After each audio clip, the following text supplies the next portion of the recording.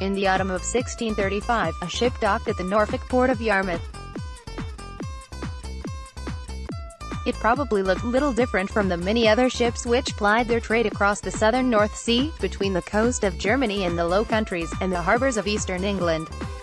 Hidden in its hold, however, lay a secret which would take time to unravel. Similar ships arrived at Hull and North Shields. What they had in common was the deadly cargo they carried, bubonic plague. Victims of the disease at first suffer severe flu-like symptoms, followed by fever and the appearance of agonizing swellings in the lymph nodes, particularly in the armpit and groin. Disease is caused by the bacterium Yersinia pestis, which is transmitted by fleas which commonly live on small rodents such as rats, from which they can make the jump to infect humans. It was particularly deadly in towns and cities with overcrowded tenements and filthy, congested streets, where people and rats lived cheek by jowl. By the hot summer of 1636, the plague had spread from its original points of arrival, and was causing heavy loss of life in Newcastle and London. In the capital alone, at least 10,000 people died. In the archives of the Spalding Gentlemen's Society, SGS, is a fragile document which is clearly not written by a professional scribe and is often hard to read. It contains orders to be observed by the inhabitants of the wapentakes of Curtin, Skirbuck and Ella during the time of this visitation, or until we give other directions.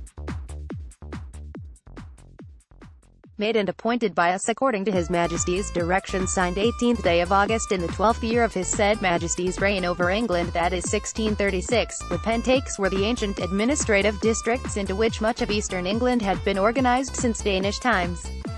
Elo incorporated much of what is now the district of South Holland.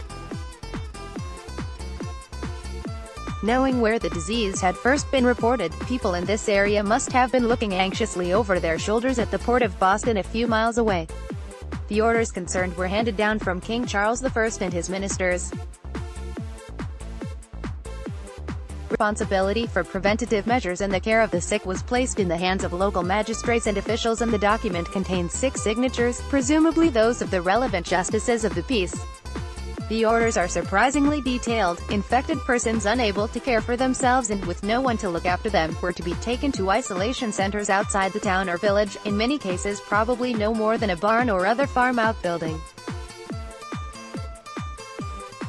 If an infected person lived with their family, all residents were to be quarantined in their home, notionally for 40 days, until all evidence of disease had passed. The regulations even required the slaughter of cats and dogs which strayed out onto the street, hence, ironically, aiding the spread of the rat population. Temporary officials were appointed to ensure these regulations were followed, the cost being met by a levy on all those of sufficient means not affected by the plague. In Spalding, 8 wardsmen were to guard the entrances to the town, 2 at Mr. Johnson's Bridge, 2 at the High Bridge, 2 at Pinchwick Lane and 2 at Winsover End. Centuries ago, the plague's cause was the subject of wild speculation. Was it miasmas, poisonous vapors, divine punishment for human sinfulness, or the malign effect of comets and planetary alignments? The uncertainty made life difficult for physicians. A number of remedies were tried, but doctors were largely powerless to treat the victims. All that could be done was to isolate the patient and wait for the disease to run its course.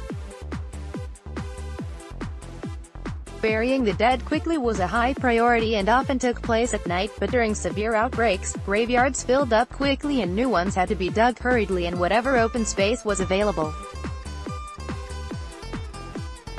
Sometime in the 18th century, bubonic plague seems to have largely disappeared, at least in Europe, for reasons which are not fully understood. In our time, we can barely begin to imagine the chaos and terror which outbreaks must have caused, although the reaction in recent years to the threat of avian flu and the Ebola virus perhaps offers a clue, but the SGS document indicates society was fighting back in the only practical way it could, even though locking up the sick and healthy under the same roof must have contributed to the death toll.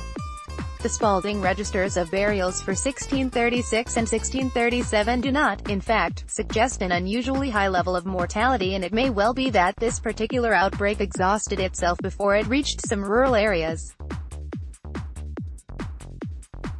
Come along to the Spalding Gentlemen's Society on one of the open days at our museum in Broad Street, or, better still, become a member to enjoy our amazing collection and archive. We are a registered charity and an accredited museum and welcome anyone aged 18 or over to join us. For details of our next open day, keep an eye on our website at sgsoc.org and our Facebook page, as well as the listings pages of the Spalding Guardian.